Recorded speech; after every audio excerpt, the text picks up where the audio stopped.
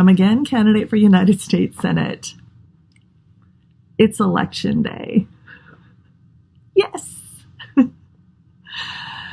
It's been over a year since I announced I was running for United States Senate. I've got some notes here because I don't want to forget to touch on anything here. So I apologize for glancing down at my notes from time to time. But I just want to make sure that I say at least mostly everything I want to say. So the first thing I want to say, of course, is thank you. Thank you. I'm going to try not to get too emotional. It's probably not going to work. Thank you. I'm pretty pragmatic. I'm pretty common sense. And I don't like to waste my time either.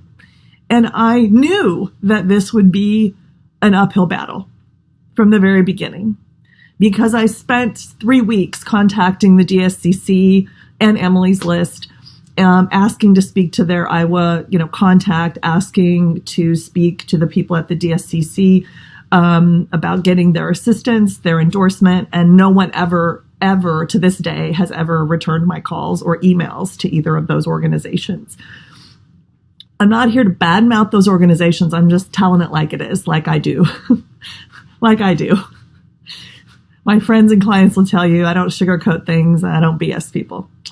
So I knew it would be an uphill battle. But I also knew that I could not let this U.S. Senate primary go on without somebody standing up tall and proud for healthcare justice, so that everyone in this country can have healthcare as a fundamental human right that doesn't cost you anything when you go to the doctor, doesn't cost you anything at the point of service when you go into a hospital. You go in, you get your care, you leave. You don't get a bill, you don't go bankrupt, right? Somebody needed to talk about that. And we did. And it was important to me that somebody was in this race who was willing to have difficult conversations and to bring up difficult, uncomfortable things. Somebody who is willing to say racism is a huge, huge problem that has lasted for hundreds of years, since the inception of our country. We white people typically don't know nearly enough, probably most of us, close to nothing about the history of racism in America. We certainly don't learn it, at least I didn't in my public school education. Somebody who's willing to say, I haven't done enough. I want to step it up. I will step it up, and I'm going to step it up, and I'm already stepping it up. Somebody who's willing to invite everyone to step it up for racial justice in this country and in our state.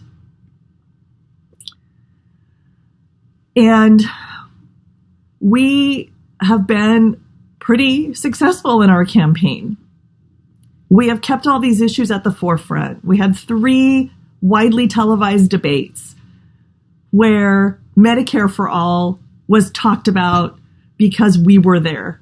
And I say we, yeah, I know it was me on the stage, but it's we because I didn't stand there by myself. I mean, it may have looked like I was standing there by myself, but you were there with me, every one of you.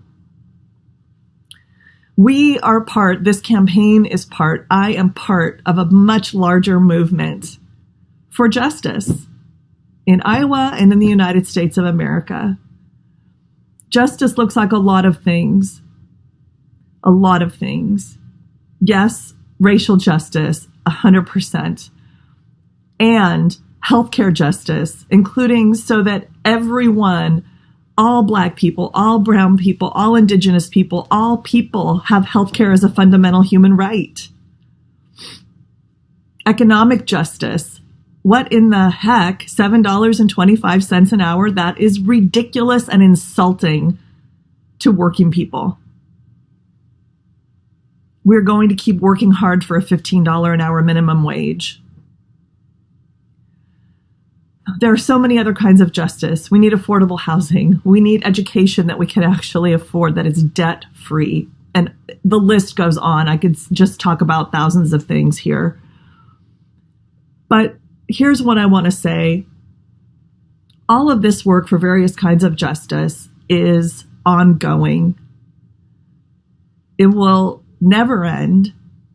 It will not end today, no matter what happens with this particular U.S. Senate race.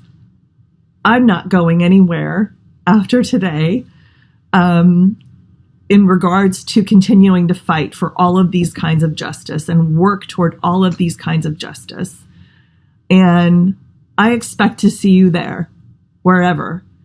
I expect to see you at the next Nebraska-Iowa NAACP meeting. I expect to see you when I will also be there at the next Iowa Democratic Party Black Caucus meeting. I expect to see you also. And we will keep standing together and working together for all of this.